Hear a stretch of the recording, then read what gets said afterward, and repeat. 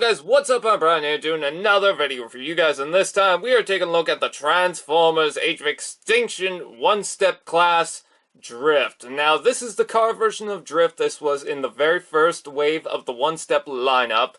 And the reason why I got this is because, one, I want to say that I actually had a one-step figure, and two, because Drift was actually the most fascinating one to me. I loved the transformation. I thought, as soon as I saw how this figure transformed, I thought, you know what, I really want this thing, because it looks so cool, and it just looked like fun, okay? And that's what a toy's supposed to be. It's supposed to be fun, okay?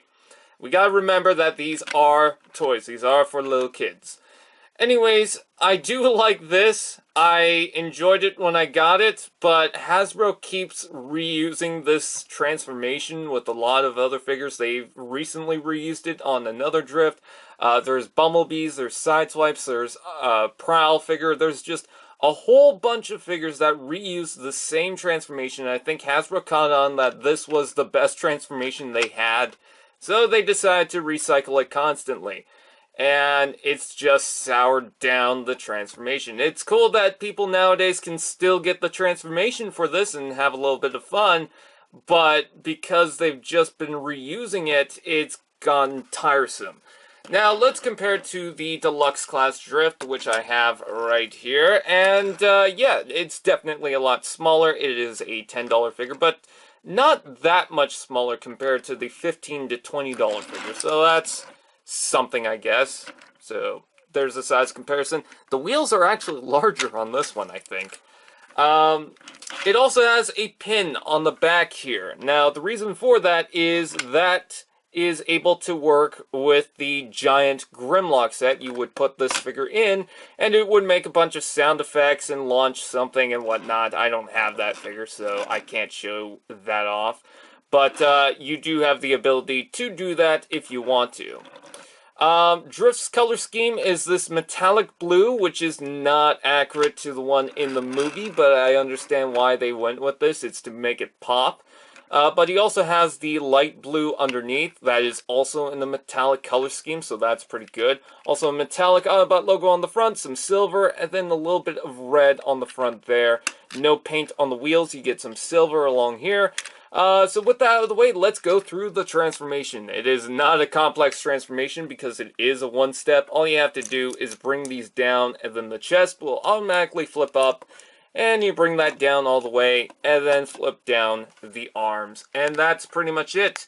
And that is the one-step Drift in his robot mode. And he has a lot of gray, which is something that I don't like. I wish there was more blue into this. But considering that all this blue is the molded blue, and this is a molded gray piece, I understand why they didn't, but they could have easily fixed that by just making this piece in the molded blue. It's two different pieces. You have the one right here and then the one right here that are attached to each other, so there's that. Also, another problem that I have with this is this giant gap section. It should be flat like that, but instead it sticks out like some sort of chest armor thing, which I guess could work because he is a samurai-like character. But what I do like is the little swords that pop off the top from here. They don't actually pop off or up or anything like that, but they look nice. I will give it that. He's got some detail on the back here, which looks very good. I do like the detail right here. I think that's fine. Yes, these are car bits, but at least they have some detail in them, so it doesn't look too bad. I can see that being legs. Except that when you lift this up, he has giant legs. He's all legs. He didn't miss leg day. The articulation is just the arm rotates forward and back, and then out and in. And also you have this, but that's not really for articulation. I do like the blades on his arms. That is not accurate to what he has in the movie, but I will give it credit. That is pretty cool. And you can take any weapon you want with the 5mm post, and you can let him have that. So that's pretty good. I do like that. Wasn't really expecting them to have the 5mm port system until I realized, hey, they have that. So that's pretty good. Didn't really need it, but they decided to anyways. And the head is probably the best thing about this mold.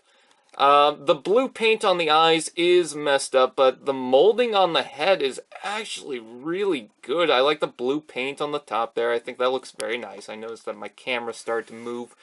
But, yeah, with that out of the way, I think the best part about this toy is the transformation. Because it's a switchblade transformer.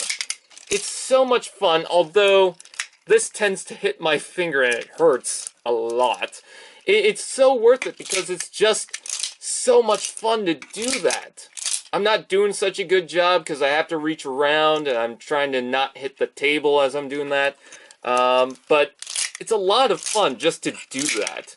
And it transforms so quickly. You do have to push this together once you have it in alt mode. But it's so much fun just to do this constantly. It's a little loud, I'll give it that. But it's fun. It's enjoyable. And that's what toys should be. It should be fun. It should be enjoyable. You should like it. And I think that for the one-step drift, this is pretty cool.